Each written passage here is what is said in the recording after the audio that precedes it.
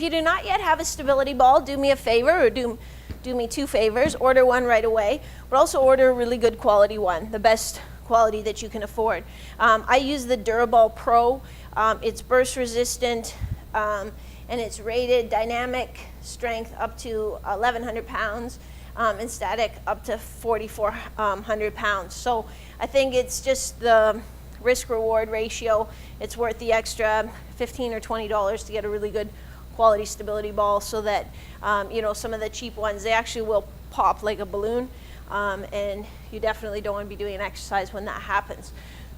The stability ball rollout, you're going to stay nice and tall. So I think the mistake is people come back to this position.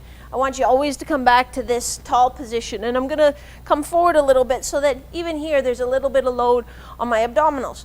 Then I'm going to roll forward with my hands just until I feel my abdominals turn on or my abdominals start to contract. You'll feel it, they'll just get tighter.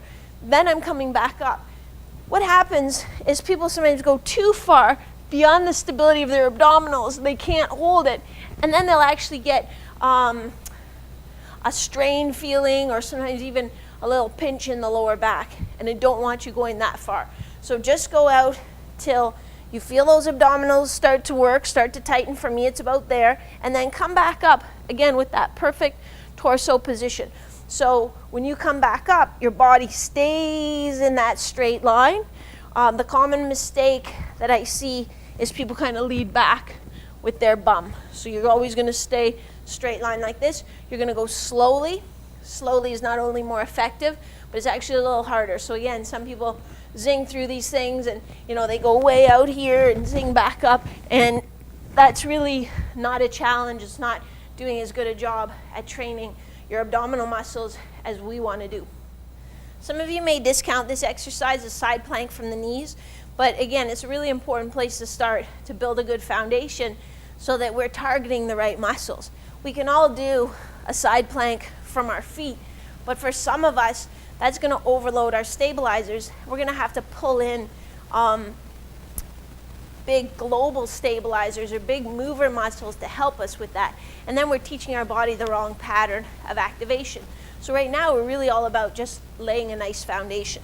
So I'm here, my knees are bent, my feet are behind me, strong in my shoulder. My hips are sitting back. So when you do a side plank from the knees, sit your hips back when you come down, and then bring them forward when you come up, rather than dropping them sideways like that. So you'll hold in this position. Make sure you're keeping that top shoulder back. And then when you come down, you'll just sit back in your hips again. Let me show you what I'm doing from the side here. So my knees are bent, and then I bring my hips forward, and then I sit them back at the end of the rep. This exercise is actually really fun. It's kind of like a one-person roller coaster. Maybe that's just me. But you're going to come into your nice glute bridge position on the ball.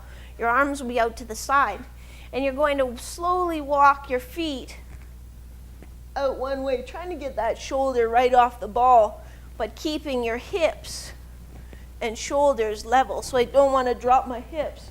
I want to stay perfectly level as I try to get my opposite shoulder off the ball. So make sure you go slowly and with control. It's a nice exercise because, again, we talk about chains of muscles. So when I'm off to one side, I'm really using this nice diagonal chain from the back of my shoulder across my thoracolumbar fascia into my opposite glute. I'm making them work together as a unit. And then when I go side to side, there has to be a transition in the muscles I use from one side to the other. So it's actually a really nice, quite complex exercise for your body. I call this exercise a QL crunch. And the QL stands for quadratus lumborum, because it's kind of what I'm trying to activate when I do this. So I'm going to lie on my side. My hips are bent to 90. My knees are bent to 90. And I'm just lifting my feet up together. So my knees stay on the ground. I'm lifting my feet up together. And I really don't feel that much. It's not going to be an exhausting exercise. Again, it's just an activation exercise of a stabilizer that's deep in your lumbar spine.